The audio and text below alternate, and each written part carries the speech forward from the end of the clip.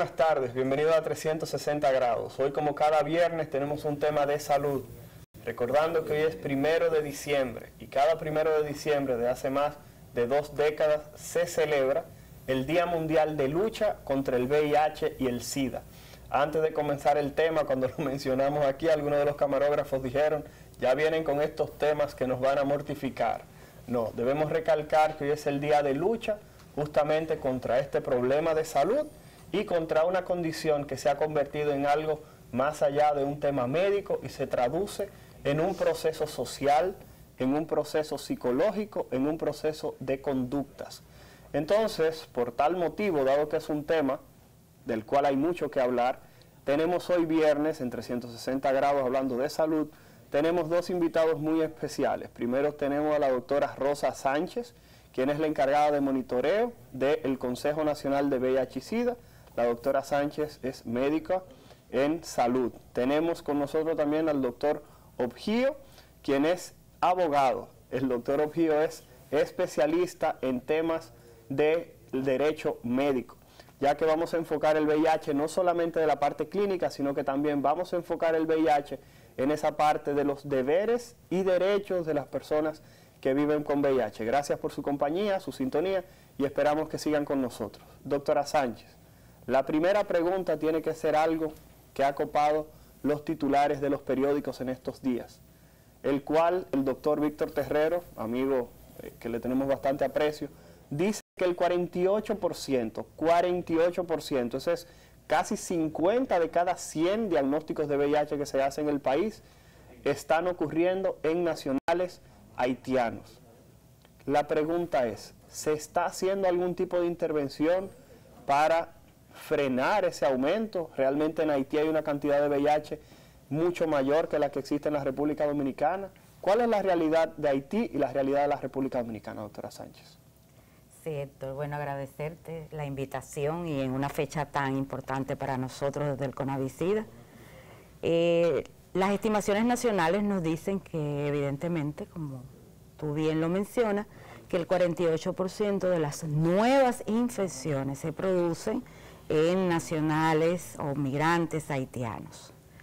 En base a esto y en todo lo que los estudios de segunda generación de tipo epidemiológico nos dice que nuestra epidemia está siendo concentrada en algunos grupos de importancia y eso nos permite pues programar acciones que nos lleva a frenar que esto se siga produciendo. Para esto sí estamos trabajando desde el CONAVISIDA en una alianza estratégica con las organizaciones de la sociedad civil que tienen experiencia en el abordaje de migrantes haitianos y también en planes binacionales que involucran a ambas naciones para poder frenar esta situación que se nos está dando.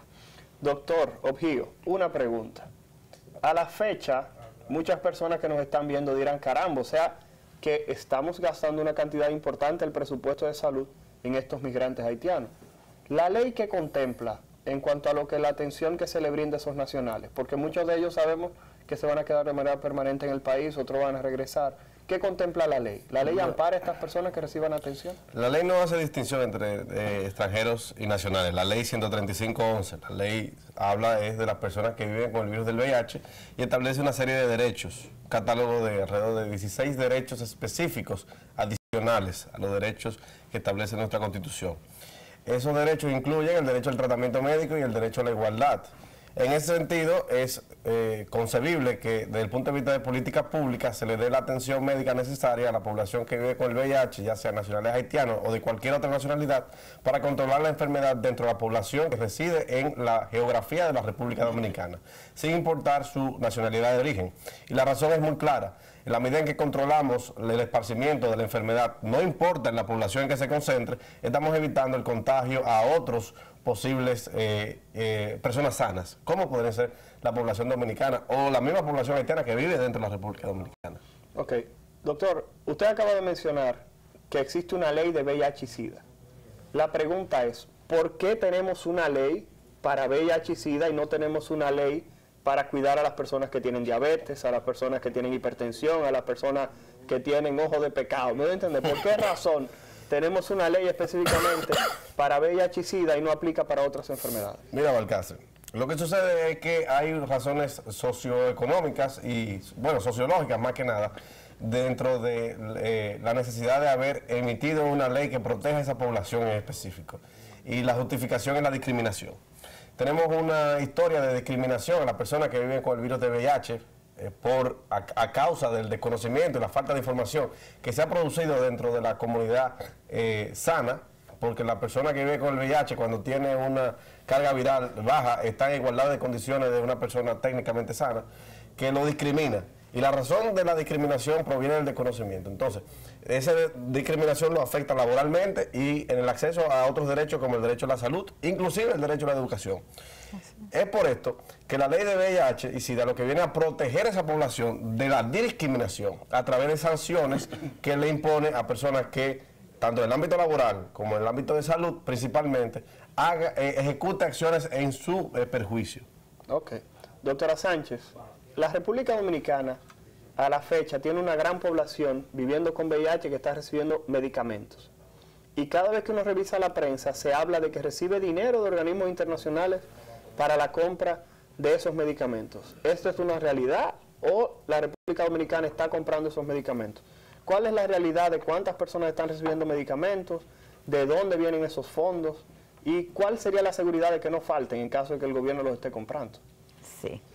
Bueno, las estimaciones nos dicen que alrededor de 67.000 personas viven en la República Dominicana con VIH y hasta el momento nosotros hemos logrado identificar y captar de manera oportuna e insertar en los servicios alrededor de 50.000. De estas, más del 35.000 están recibiendo tratamiento.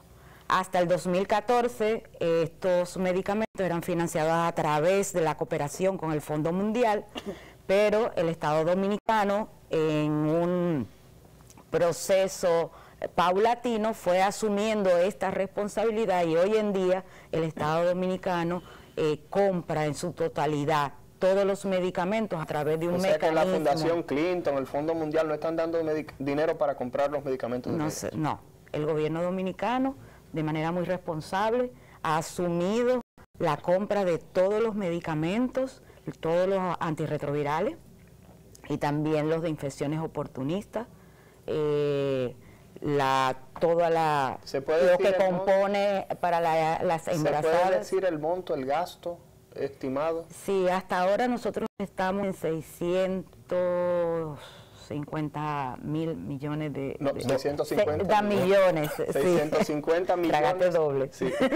650 millones de pesos dominicanos, sí. Para abarcar a toda la población viviendo con VIH. Así es. Que creo que era 0. ¿Cuál es la población, doctora, que vive con el VIH dentro de la población total de la República Dominicana? La prevalencia se estima de 0.8 para la población general y en algunas poblaciones, porque nuestra epidemia ahora mismo es concentrada, es más elevada, oscila entre el 8 y el 3%.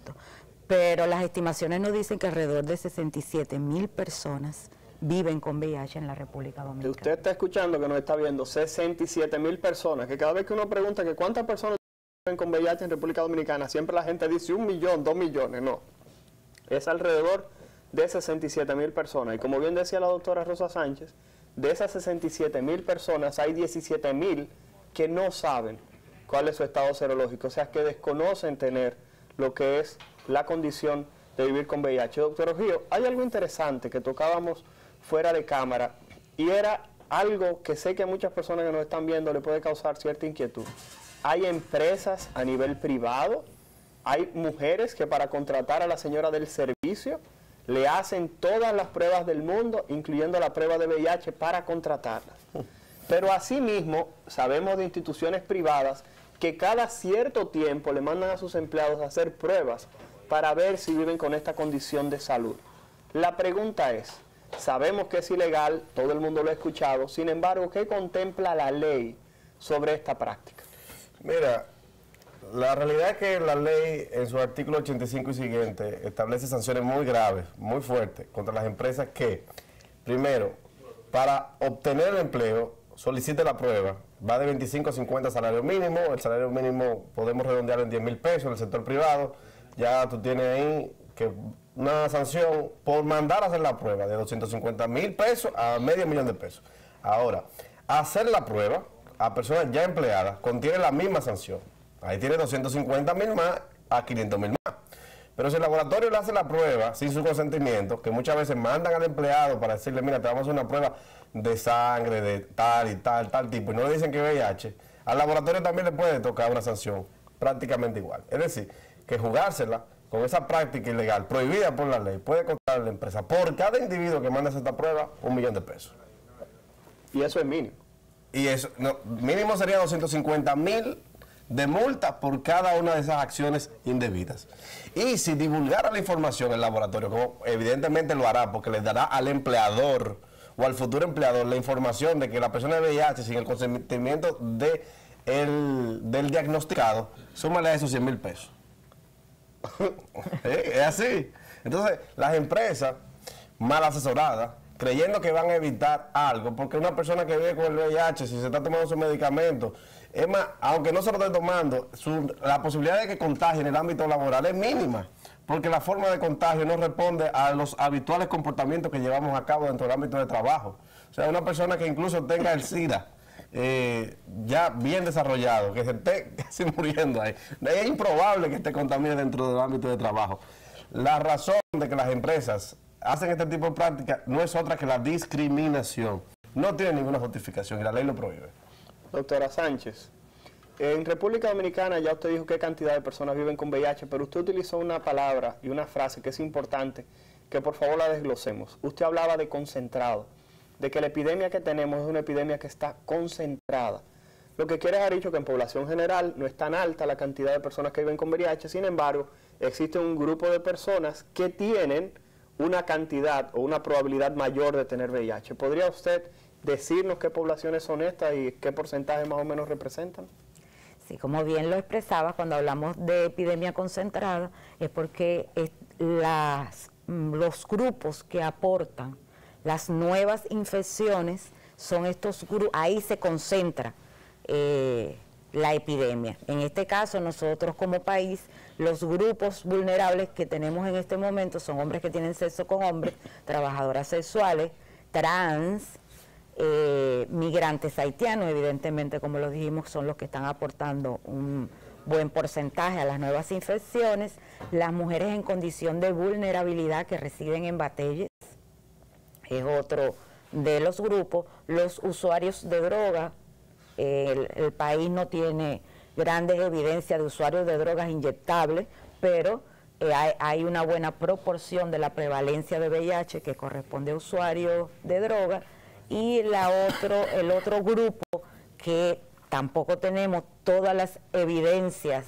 de estudios epidemiológicos, pero las pruebas que se realizan de manera rutinaria en ese espacio nos dice que también hay una gran cantidad de positivos, son los privados de libertad. Los privados de libertad, o sea, aquellas personas que se encuentran encarceladas, como le llamaban. Doctor Ojío, hemos hablado de las empresas que le mandan a hacer la prueba de VIH a sus empleados para contratarlos o para continuar en su posición laboral. Sin embargo, hay un tema sumamente interesante y que a nadie se le olvida. Si una persona tiene VIH y lo sabe, como la gente siempre señala a una muchacha o a un muchacho en el barrio, que todo el mundo dice, fulano tiene el SIDA, fulanita tiene el SIDA, que es el término que se utiliza generalmente. Si esa persona conoce su estado serológico, sabe que tiene VIH y tiene relaciones con alguien, la ley sabemos que lo contempla. ¿Pudiera, por favor, ampliar un poquitito sobre este tema, por favor? Bueno, como persona que vive con el VIH, ese individuo que vaya a tener relaciones sexuales con otra persona, debe informarle previamente a sostener las relaciones sexuales que su condición.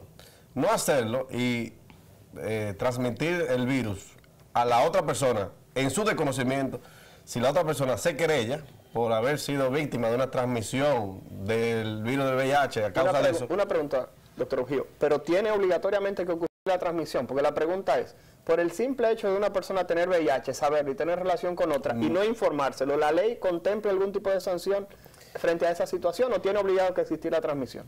A juicio de nosotros debe existir la transmisión y la pena de 2 a 5 años. De 2 a 5 años. A juicio de nosotros. porque la no transmisión se presume que hubo preservativo de por medio, o que, bueno, también la posibilidad de transmisión del VIH es mucho menos de lo que la gente cree. No cada acto sexual de una persona con VIH, una persona sana, va a transmitir el virus. Eso usted podría comunicarlo mejor para hacer a la gente dormir más tranquilo esta noche.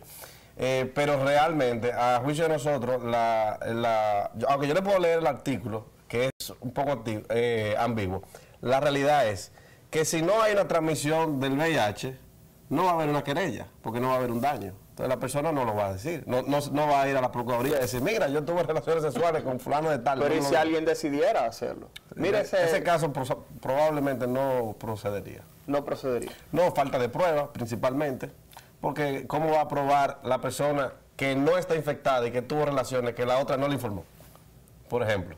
Ok. Va a haber una dificultad probatoria para la apertura del caso. Ok, pero ¿y si esa persona dice no me lo dijo nunca y existió la transmisión y esa persona se demuestra que lo sabía? Ahí entonces se abre un proceso judicial que podría culminar en de 2 a 5 años si la transmisión fue no intencional y si es una transmisión que ocurrió porque quien la tenía la intención manifiesta de infectar, puede ser hasta 20 años de prisión. Hasta 20 años de prisión. Sí, como por ejemplo, esto es una hipótesis que raramente ocurre porque los médicos están para curar, no para enfermar, pero suponga que un médico voluntariamente quiera infectar de VIH a otra persona. Sepa que tiene una muestra de sangre donde el virus está activo, está vivo, la toma, se la inyecta a otra persona. Ese médico podría ir 20 años preso. Ok, como algunas personas, algunos famosos en Estados Unidos, para no decir nombres, que han sido demandados por otras personas por la transmisión de herpes, transmisión de VIH, ese tipo de situaciones. ¿Sería más o menos un tema como ese? Sería un juicio con esas características, donde la prueba entonces respondería a ese tipo de estadísticas, a ese tipo de proceso. Es una prueba difícil, o sea, una administración probatoria difícil del litigio, donde tendría que haber desde experticios periciales hasta otros medios de prueba, probablemente testimoniales, testigos, que hayan estado ahí para presenciar si la persona le informó o no, porque es lo que yo digo usualmente. Nadie va a andar con un talonario en el bolsillo previo a tener relaciones sexuales diciendo, fírmame aquí que yo te informé. Es difícil. Bueno. Es un caso bastante complejo. Sí, y un poco en muchos países este artículo se ha ido aboliendo de las leyes nacionales relacionadas a VIH. Sí, porque termina siendo un artículo que no tiene no produce ningún efecto positivo en la sociedad y sin embargo discrimina a las personas que viven con VIH, que al mismo tiempo tienen un derecho a la plena al desarrollo sexual, al disfrute sexual, claro, bajo las condiciones de seguridad y uso de preservativos. Entonces, imagínese usted conoce a una chica muy bella, ella le dice, me gustaría tener relaciones sexuales contigo, con preservativo, pero mira, yo tengo VIH. Es muy difícil que ese hombre pueda lograr la erección, por decir algo, ¿verdad? Ok, bueno, estamos hablando hoy, 1 de diciembre, del tema de VIH y SIDA con la doctora Rosa Sánchez y el doctor Objío, abogado y médico respectivamente. Señores, una preguntita que debemos plantear ahora mismo sobre la realidad del VIH es la siguiente. Las personas que a la fecha no se hacen las pruebas de VIH generalmente lo hacen por lo que mencionamos del temor a la discriminación. Sin embargo, hay que decir que hay personas que nos están viendo que han tenido relaciones de riesgo, posiblemente sin protección, posiblemente con una pareja que no conocían o con un trabajador o una trabajadora sexual. La pregunta obligada tiene que ser, ¿esas personas pudieran en algún momento hacerse la prueba? O sea, ¿cuándo la ley manda a que una persona se tiene que hacer la prueba de VIH? ¿Bajo qué condiciones se la tendría que hacer? La ley establece la prueba voluntaria como una forma, primero, para personas mayores de 16 años. ¿16? Sí. Menores desde los 16 años, voluntariamente un individuo puede hacerse la prueba de VIH. Niño, niña, adolescente, 16 años en adelante, puede hacerse la prueba y el laboratorio tiene que proveer la prueba con la consejería previa. Menores de 16 años, siempre con la autorización de un tutor. Ese es el primer supuesto. El segundo supuesto es bajo prescripción médica. Entonces, cualquier persona puede hacerse la prueba con prescripción médica. La otra forma, la ley establece 3 pruebas obligatorias, que en todo caso debe hacerlo, no importa lo que pase. La prueba a los materiales hemoderivados, sangre, semen y productos derivados del cuerpo humano que vayan a ser donados bajo el esquema de bancos de sangre o transfusiones o lo que sea, a ese material debe hacer la prueba de VIH. A las mujeres embarazadas debe hacerse la prueba de VIH para que formen parte del programa de prevención de transmisión vertical padre-hija, que es uno de los objetivos principales de la ley también. Y cuando un juez ha ordenado la prueba dentro del proceso penal para determinar si ha habido o no una de las sanciones que establece la ley. Ok, estamos hablando de que, porque eso es un escenario que nos pusimos, una persona que agrede sexualmente a otra, además de la agresión sexual, podría de paso, si hay una transmisión del VIH, eso añadir a la pena. Claro, en el escenario de una violación, supongamos que una muchacha llega a la emergencia, ha sido violada, la ley primero dice que tienen que darle, dentro de los tratamientos que tienen que darle para prevenir cualquier otro problema, hepatitis, gonorrea. El embarazo. El embarazo, que usualmente se pretende prevenir el embarazo, como un gran amigo mío nos enseñaba en una conferencia. Pero se le olvida prevenir la posible transmisión del VIH, que dentro de las primeras 48 horas del contagio puede ser prevenido. Pero también, ok, viene la muchacha, se levanta un acta de policía, llegó objeto de una violación, se comprueba que el violador es fulano de tal, por los testimonios, se le hace una prueba a él y el hombre tenía VIH. Y él lo sabía además. Entonces no solamente agresión sexual, también viene el tema de la intención de transmisión del VIH. Entonces, aunque le van a poner la pena mayor, que es la pena posiblemente de 20 o 30 años, también le van a poner las multas, las sanciones y los daños y perjuicios que acarrean las sanciones de esta ley. O sea, que además va a tener que pagar un buen dinero. Wow. Doctora Sánchez, usted trabaja en el organismo principal de lo que es el manejo de la condición de ser VIH. Cuando hablamos de manejo, estamos hablando de todo lo que es la creación de políticas. A la fecha, en cuanto a lo que es la parte de la publicidad, en cuanto a lo que es la parte del conocimiento que se brinda a la población, hemos notado realmente que ha disminuido un poco la presencia en los medios. ¿Hay algún tipo de razón para esto? Porque realmente antes se hablaba un poquitito más de VIH en los medios. ¿Hay algún tipo de razón de que esto haya ocurrido? Mira, las estrategias que a nivel mundial se manejan en este momento, sobre todo esta estrategia de 90-90-90, el test and trace, que lo que hace es prueba y tratamiento de manera inmediata. Lo que ha movido al mundo es... Doctora Rosa Sánchez, discúlpeme, usted mencionó algo que era la estrategia 90-90-90, que sería importante que por favor la comparta con nuestro público.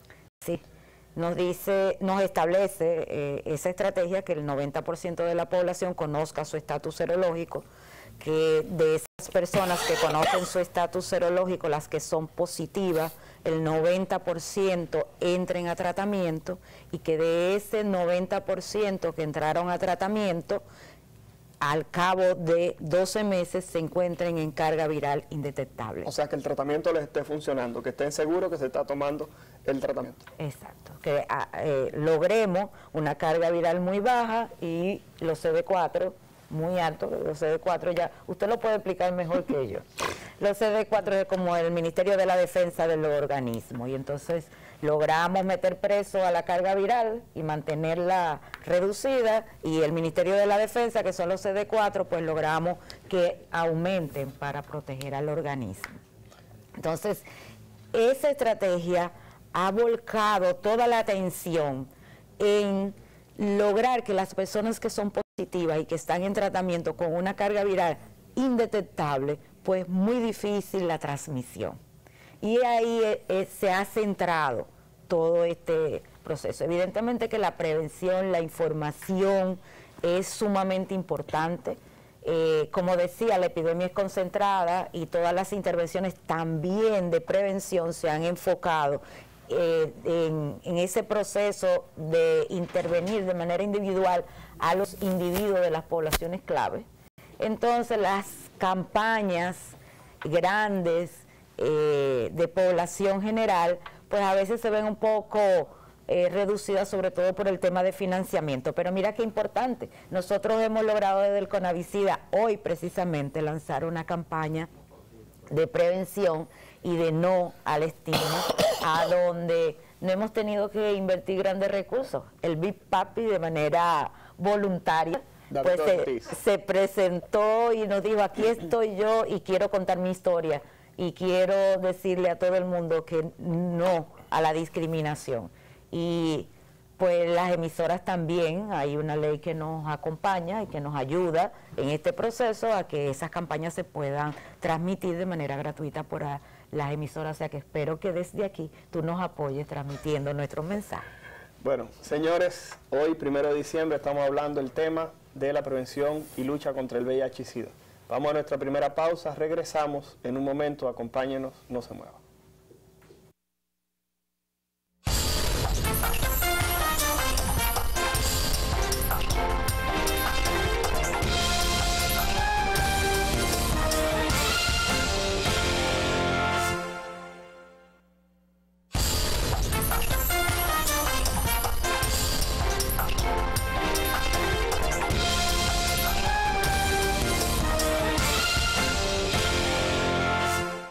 Buenas tardes, gracias por continuar con nosotros. Es Héctor Balcácer, infectólogo. En la tarde de hoy, 1 de diciembre, estamos hablando sobre el Día Mundial de la Lucha contra el VIH y SIDA con el doctor Objío, abogado, especialista en temas médicos. Y tenemos a la doctora Rosa Sánchez, quien es doctora y encargada de monitoreo del Consejo Nacional de VIH y SIDA. Tenemos unos cuantos videos que nos han llegado a través de las redes sociales cuando anunciamos el tema del día de hoy. Vamos a colocar uno de los videos para ver la pregunta de esa persona y vamos a responder. Tenemos 3 videos en total, posteriormente vamos a tomar sus llamadas. Hola, yo quisiera preguntarte, si una madre tiene el virus del SIDA, ¿se lo puede transmitir a su bebé? Y si hay alguna manera de que no pase, no sé. Hola. La joven de si el virus de inmunodeficiencia humana puede pasarse al bebé, la respuesta es que sí.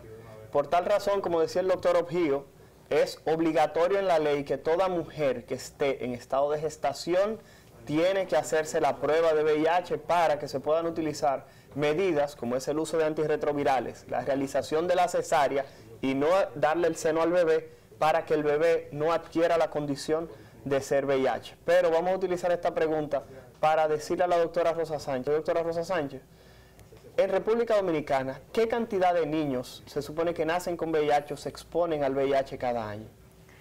Sí, según las estimaciones embarazadas positivas, tenemos alrededor de 1.100 embarazadas para las estimaciones del 2016. De esto, logramos monitorear 936 niños y lamentablemente el 4.7 de esos niños resultaron positivos. Eso se debe a que no se aplicaron las estrategias de manera adecuada, tal cual como el doctor Balcácer explicó.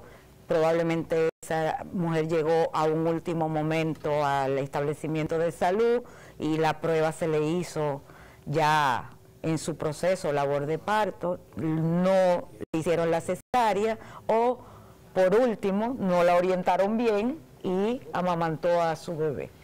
Doctor Objío, ya que caímos en el tema de las madres, partos, cesáreas, VIH, ¿qué problema pudiera tener un personal de salud, un médico, una enfermera, una bioanalista que se niegue a brindarle las atenciones a una persona que llegue a la clínica y diga yo soy VIH positivo y esa persona la refieran del centro, se muera o simplemente no la atiendan? ¿Qué tipo de escenario tenemos desde el punto de vista legal? Bueno, el mejor escenario para un médico que evite atender a una paciente con VIH es una multa como de $500,000 de pesos. Es el mejor escenario que un médico puede sufrir.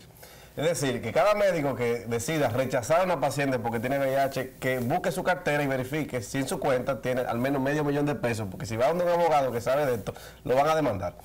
La segundo escenario podría ser que la persona muera por falta de atención, si llega a emergencia, entonces también podría ser llevado a los tribunales por muerte, podría ser, si tiene suerte, 3 años, 5 años o hasta 20 años, si se prueba que la persona actuó con una negligencia tal que se equivale al homicidio voluntario y no al culposo. Es decir, que los médicos tienen que tener mucho cuidado cuando usar el criterio del VIH sea la razón por la que refiere a un paciente. Pero ojo también, existiendo protocolos de bioseguridad y de manejo de pacientes embarazadas que viven con el virus del VIH, admitir que la transferencia vertical de la enfermedad al niño ha sido producto de la negligencia en el servicio médico podría también conllevar sanciones muy importantes para el cuerpo médico. Es decir, los médicos no pueden ser negligentes a la hora de dar por escrito las recomendaciones del uso de los antirretrovirales y del no amamantar a la mujer y de asesorarla en el tema de que tiene que hacerse la cesárea. Basta que se tenga la prueba por escrito de que la mujer fue debidamente informada. Si no la tiene, podrían ser condenados ellos también a prisión y a multa. Wow. Sí, pero... Rosa, dame un segundito que tenemos una llamada. ¿Quién nos habla, por favor, y su pregunta a la... Buenas tardes, mi nombre es Linet López y mi pregunta es, ¿cuál es la región más afectada de VIH en nuestro país? Muchas gracias. Doctora Sánchez, ¿cuál es la región que tiene más VIH en República Dominicana? Bueno, según los estudios de las encuestas de comportamiento con vinculación serológica, las provincias a donde se concentran las prevalencias más altas son Puerto Plata, Valverde Mao, Barahona, Altagracia. Hay algunos estudios que... Ya deténgase ahí, porque si va a seguir, va a decir que el país entero... Eso es orden descendente. No, las dije de manera... Aleatoria, sí. Entonces la repite: Puerto Plata, Valverde Mao... Ajá, la Altagracia, la Romana... Higüey. Bueno... La Altagracia es la misma región. Sí. No, hablo por provincia. Ah. La Altagracia es a donde tenemos evidencia. A la Romana ahora se están presentando algunos casos, pero ahí no tenemos evidencia. En la Altagracia, a donde hacemos las encuestas. Y Santiago. Perfecto. Ese es Tenemos entonces, vamos a poner otro de los videos de las preguntas que nos han llegado a través de las redes sociales para responder esa pregunta. Buenas tardes, programa 360 grados. Me gustaría saber cuál es la incidencia del VIH en la República Dominicana y si deberíamos estar preocupados por el aumento del mismo, si es que estuviera en aumento. Doctora Sánchez. Sí, cuando hablamos de incidencia estamos hablando de nuevos casos. Las incidencias en República Dominicana se hacen a través de las estimaciones y estas a través del tiempo nos dicen que hemos ido reduciendo. En el último año hubo una reducción de un 9%. Y la epidemia se encuentra en este momento estable, no ha aumentado, no ha disminuido considerablemente, se encuentra en un estadio de estabilidad.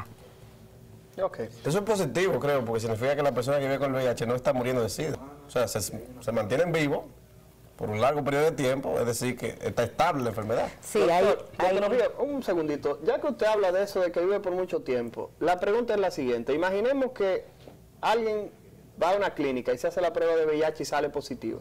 Ajá. Y se la lleva a su médico y su médico le dice: mira, fulano, tú y yo tenemos 20 años conociendo y yo conozco a tu esposa. Yo tengo que decirle a tu esposa que ella vive con VIH. ¿Es una actitud correcta del médico? ¿Se lo puede decir a la esposa de esa persona que son amigos?